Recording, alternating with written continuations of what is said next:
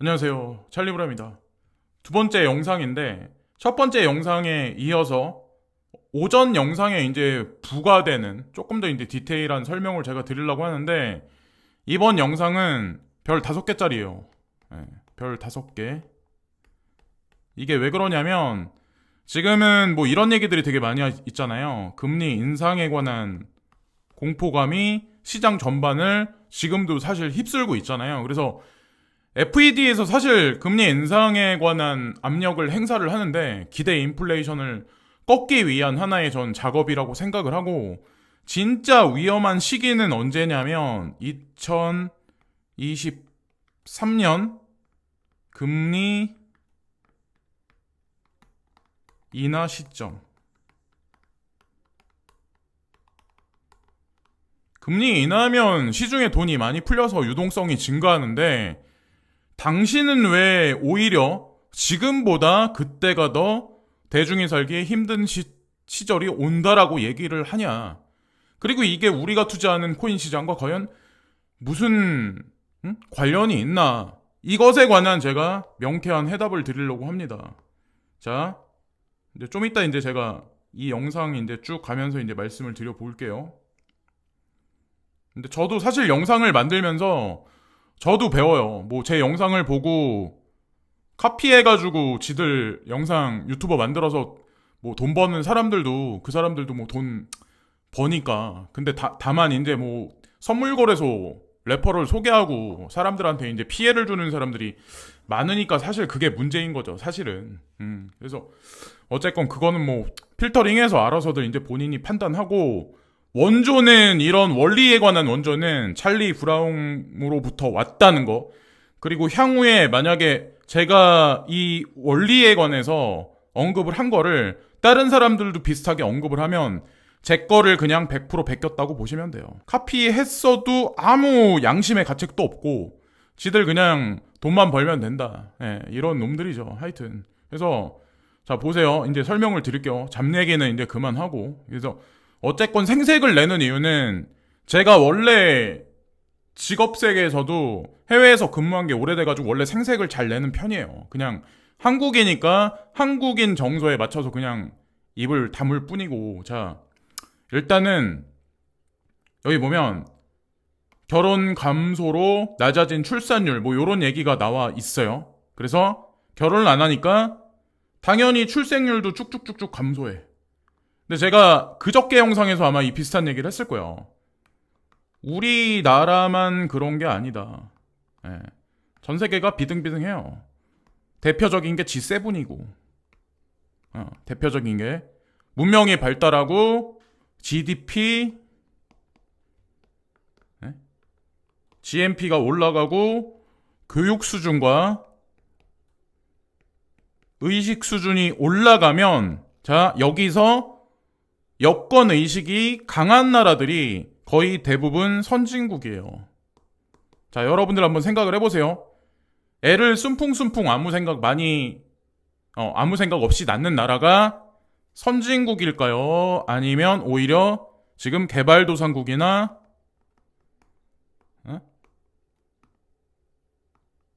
후진국일까요? 자, 어디일까요? 자, 일단 이 얘기는 여기까지 끊고, 자, 그래서 여기 이제 쉽게 볼 수 있는 내용이 하나 있어요. 인디아 프로젝트 슈퍼파스 차이나인 2023 이렇게 나와 있는데, 이미 2030년이 지나기 전에 사실 이 통계 자료가 예전 거 같은데, 이미 인도 인구가 중국을 추월했어요. 이 데이터가 언제 나온 건지 모르겠지만, 근데 2022년도 여기 보시면은 여기 데이터 다른 나라하고 상대도 안 되죠. 지금 현재 중국과 인도가 현재 여기 보면은 중국은 2050년까지 가면서 고령화 단계로 들어가면서 좀 많이 감소를 하는데, 인도를 보시면, 자, 여기 인도를 보시면 더 많이 상승했어. 더 많이 상승했어요. 여기 보면은, 자, 여기랑 여기랑 한번 비교를 한번 해보세요. 근데 그 외에 이거는 전 세계를 통틀어서 이제 얘기한 거예요. 그러면 미국이 여기 나와 있죠. 미국도 그래도 뭐 그냥 근데 여기 보면은 인도네시아 들어가 있어요. 나이지리아, 브라질이 들어가 있어요. 근데 이 국가들이 미국만 빼고, 자, 미국만 빼고 어디랑 관련돼 있냐? 자, 미국만 빼고 브릭스. 브릭스요, 브릭스. 여기다가 오페크가 같이 손을 잡았죠. 브릭스와 오페크가. 더 긴밀해질 확률이 높은데 시간이 가면 갈수록 여기서 미국만 빼고 그러면 이 국가들이 과연 나이지리아도 마찬가지고 에? 여기도 산유국이에요. 나이지리아도 어떻게 될까 과연 자 미국에서는 자 그래서 제가 이제 말씀드리는 게 지금 우리는 위기다 그런 얘기를 되게 많이 해요. 그죠? 색깔을 바꿔서 제가 그래서 어떤 경제학자들은 2023년 2분기 되면 미국에서 금리 인하할 거야. 금리를 인하할 거야. 라는 얘기를 되게 많이 해요. 우리는 희망을 품고 여기에다 이제 목숨을 걸죠. 2분기 내지 3분기. 네. 근데 이게 엄청나게 위험한 게 뭐냐면 보세요. 지금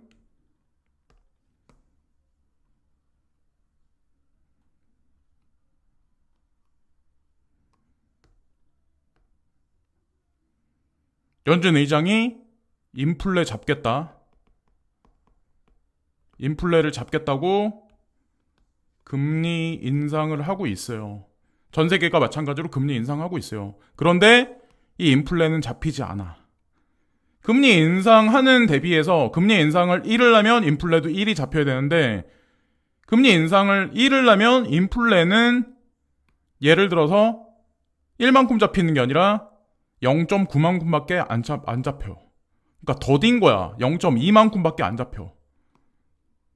이 얘기는 화폐 시스템으로부터 온 인플레이션이 아니라 우크라이나 분쟁으로부터 온 구조적인 문제이기 때문에 구조적인 문제가 해결되지 않는 한 연준에서 지금 인플레를 잡겠다고 계속 주장을 하는 바가 사실은 설득력이 없다는 거예요. 근데 이 와중에 보세요. 내년에 지금은 뭐 스태그플레이션이라는 얘기가 우리가 블룸버그나 로이터 연합통신을 통해서 경제학자들이 간간히 주장하는 바를 우리는 미디어를 통해서 볼 수가 있어. 어쨌든 경기는 지속적으로 꺾이고 있는 현재의 상황이에요. 이게 선진국이거든요. 여기 노란색이 꺾이고 있는 현재의 상황이에요. 근데 여기서 금리를 인상한다? 아니 금리를 인하한다? 경기를 살리기 위해서 인플레이션이 꺾이지 않는 상황에서 그러면 돈을 더 풀겠다는 얘긴데 그럼 여기서 어떻게 되냐? 자, 제가 원리를 왜 더 안 좋은지 말씀드릴게요. 금리 인하 그러면 돈 풀기가 들어가요. 돈 풀기. 자, 그러면 인플레가 인하하지 않는 상황에서 물가가 더 올라가. 물가 폭등. 물가 폭등하면 모든 우리가 쓰고 있는 원자재 가격이 다 올라가. 그러면 기업 입장에서 돈을 푸는 게 좋을까요? 안 좋을까요? 물가가 올라가면 소비가 감소되고 소비가 감소되면 감원을 할 수밖에 없고 그러면 실업률이 올라갈 수밖에 없고 그러면은 중앙은행 입장에서 골 때리는 상황이 오는 거네. 중앙은행은 보통 통화를 풀고 줄이고 통화를 풀고 줄임으로써 유동성 공급하고 그거를 뺨으로써 여태까지 인플레이션과 디플레이션을 조절을 했는데 그러면 이 상황은 어떤 상황이냐? 중앙은행 통제 범위를 벗어난 거죠. 자, 경기를 방어하겠다고 유동성을 푼다? 근데 하이퍼 인플레이션이 도래했다? 자, 그게 오히려 경기 하강을 왜 IMF나 세계은행은 왜 오히려 선진국은 이렇게 하락을 하고 마일드 리세션이 오고 자, 여기 이머징 국가, 인도나 중국. 중국은 왜 이렇게 올라간다고 얘기를 했었을까? 제가 조금 전에 설명드린 게 여기에 반증되는 거예요. 그래서 미국과 G7은 내년에 설상 유동성 공급을 한다고 하더라도 마일드 리세션이 올 가능성이 오히려 이머징 국가들보다는 높아요. 왜냐면 이머징 국가는 중국을 필두로 해서 여기 브릭스가 있어. 네, 브릭스. 본인들끼리 연합을 해버렸어. 거기 오페크가 있어. 자원을 헐값에 본인들은 쓸 수 있죠.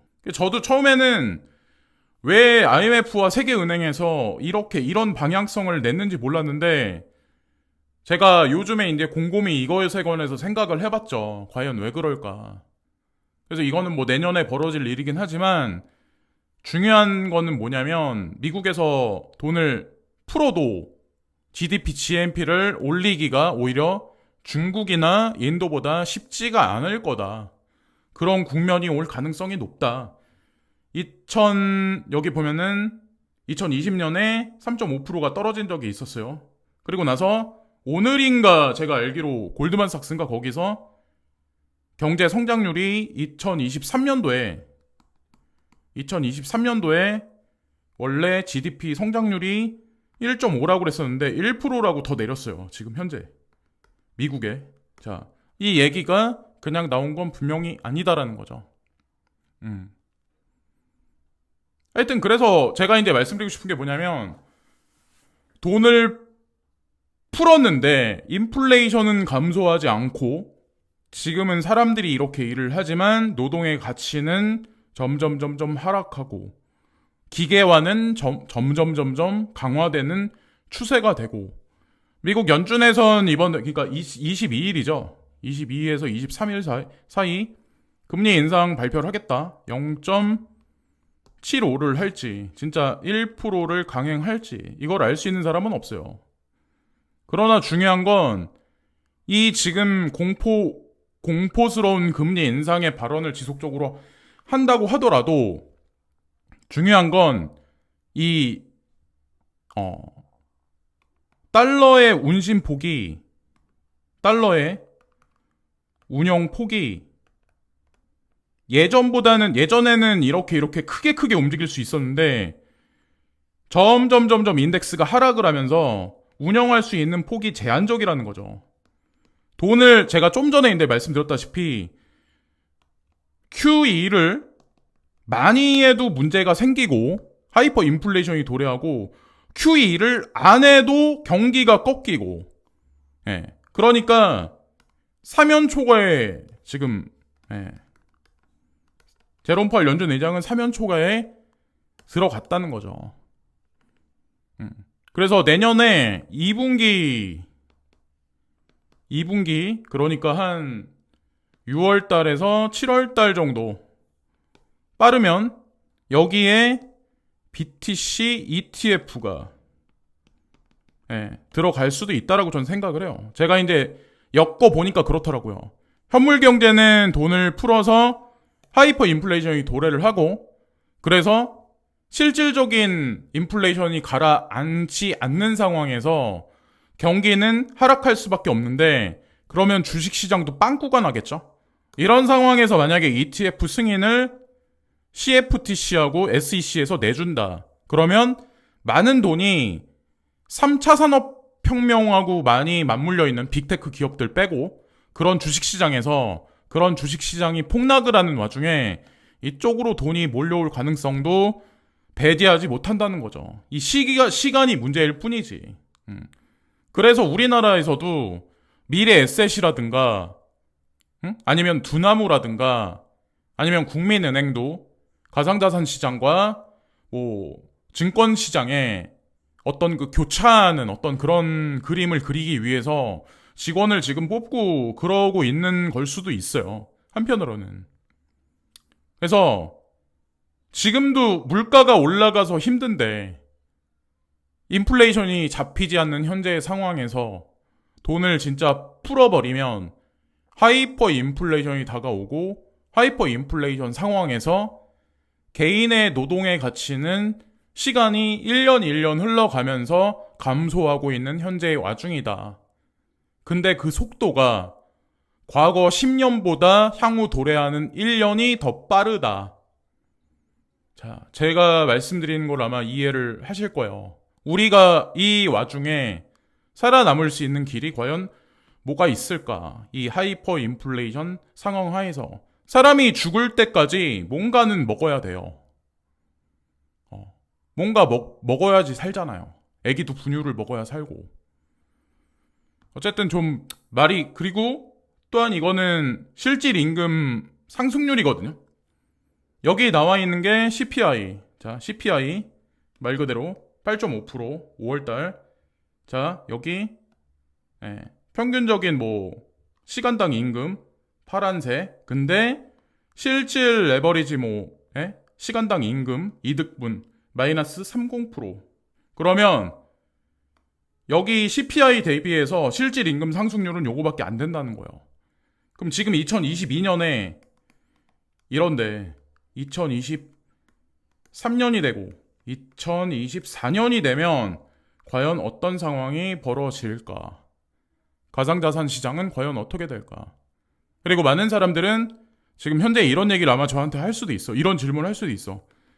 강달러다. 강달러라서 중국과 인도, 러시아는 전부 다 죽는다. 중요한 거는 이들은, 자, 중국은 아직 스위프트 제재에 들어가지 않았어요. 근데 중요한 건 외환 보유고에서 달러를 엄청나게 줄여놓은 상황이에요. 그리고 이들과 루피나 유로화, 그리고 위에나 비율을 점진적으로 늘려나가고 있는 현재 상황.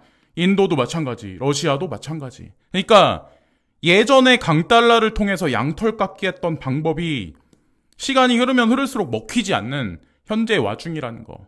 그리고 지금은 페트롤 달러가 아니라 페트롤 위에나를 기반으로 해서 중국이 움직이고 있다는 게 팩트라는 거죠. 저한테 이런 얘기를 누가 이분이 이제 여쭤보세요. 늘 감사합니다. 비트가 기축통화 쪽 비중이 커가면 연준의 저항이 커질 것도 같은데 그들은 어찌 대응할까요? 만약에 블랙록이, 자 보세요. 블랙록이 이 사실에 관해서 받아들였다. 단 1%라도 만약에 이런 저항감이 커질 거다. 불안 요소가 있다라고 했었을 때 과연 자산이라고 과연 자산이라고 언급을 할 수 있었을까요? 블랙록에서? 그건 아니라는 거죠. 이 사람들은 미리 알고 있었어요. 비트는 기축, 리플은 그 기축이 움직이는 인프라망을 도와주는 역할. 그리고 이 인프라망을 통해서 XRP뿐만 아니라 크립토 커런시는 전 세계 모세혈관을 통해서 전 세계 페이먼트 시스템, 파이낸셜 시스템에 다 속속들이 세계 중앙은행, 그 밑에 1군 은행, 2군 은행과 다 밀접하게 연관이 있다. 라는 게 제 결론이에요. 리플사는 연준과 관련이 없을까요? 관련이 있어요. 이거는 조금만 여러분들 스스로가 구글링 해보셔도 알 수 있어요. 연준은 이미 달러에 힘이 빠진다는 걸 알고 있기 때문에 이들은 이 그림을 아주 오래전부터 그려오고 있었어요. 그래서 사람들은 SEC에서 뭐 증권으로 뭐 하면 어쩌고저쩌고 얘기를 하는데 의미가 없어요. 솔직히 얘기해서 이건 의미가 없어요. 어차피 이 망이 비트코인 관련한 인프라보다, 이더리움 관련한 인프라보다 더 중요해. 왜냐면 이미 여기에 흡수될 준비를 하고 그 파일을 키워나가고 있는 거야, 사실은. 제가 생각했을 땐 그래요. 이건 저만의 결론일 수도 있지만 어쨌건 이번 영상의 핵심은 뭐냐면 금리를 인상이 아니라 인상할 때도 위험하지만 진짜 극도로 위험한 하이퍼 인플레이션 상황. 그러니까 금리 인하 시기가 오면 여러분들이 생각하는 것보다 엄청난 고통이 수반된 1년, 2년 뭐 이런 문제가 아니라 아주 장기간에 걸쳐서 사람 피를 말리는 극도의 하이퍼 인플레이션으로 들어간다는 얘기예요. 일시적으로 경기가 좋아질 수는 있지만 자, 경기도 상승하고 인플레이션도 같이 올라간다. 그런데 거기서 노동의 가치가 비례하지 못한다. 그럼 어떻게 될까요? 중산층은 다 사라져. 중산층은 다 사라지고 시계로 따지면 자, 엄청 10,000원짜리 시계를 살 수 있는 사람과 오데마 피게 뭐 1억짜리 시계를 차고 다니는 사람, 이 두 계층으로 갈리는 거예요. 한마디로. 중간층이 완전히 사라져버리는 그런 카오스 상황이 도래를 하죠. 네. 어쨌건 코인 투자는 필수이며 필수예요. 이게 지금 우리가 숫자만 보고 뭐 지금 뭐 채굴 코인 망했어 막 이러고 있는데 결국에 이들이 이런 인프라나 이런 상황에서 세금을 많이 뽑아 먹을 수 있는 게 인구가 줄어든 상황에서 이 코인 시장밖에 없다는 거죠. 하여튼 그래요. 예.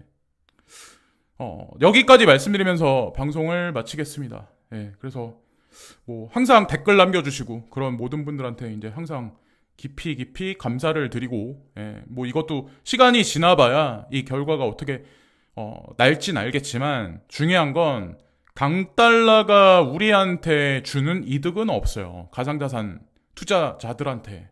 중국이 스위프트에 배제가 돼야 우리가 원하는 그림이 또 완성이 되고 그 단계가 대만 분쟁으로부터 이루어질 가능성이 상당히 높아지고 있는 현재 시점이라는 거. 그게 뭐 내년이 될지 후년이 될지는 모르겠지만 어쨌건 큰 단기적으로는 뭐 그렇겠지만 여러분들이 원하는 만큼의 시세 분출은 없겠지만 장기적으로는 분명히 제 말이 맞을 겁니다. 자, 여기까지 말씀드리면서 방송 마치겠습니다. 구독과 좋아요 부탁드립니다. 감사합니다.